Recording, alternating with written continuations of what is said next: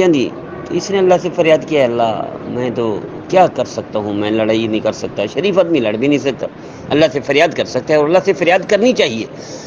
ہمیں خود ادھر ادھر شکوہ نہیں کرنا چاہیے، اللہ سے شکوہ کرنا چاہیے. اللہ کو ایسے دشمن کو اللہ کے حوالے کرنا چاہیے. اللہ آپ جانے، یہ دشمن جانے، میں اس کا مقابلہ نہیں کر سکتا. اب دیکھیے بچے دھمکی دی، بدتمیزی کی، فون پر بچے اٹھانے کی دھمکی دی، صبح 10 بجے دھمکی دی اور دوپہر کو 12 بج کر کچھ منٹ پر گھر سے نکلے. گھر سے روڈ تک اس کا 5-6 منٹ کا سفر تھا پیدل کا.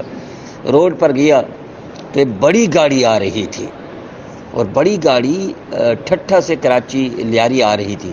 تو روڈ کراس کرنے لگے، اس بڑی گاڑی نے اتنی اسپیڈ میں آ رہی تھی، جو ٹکر ماری تو بیچارے کا سب کچھ ختم ہو گیا.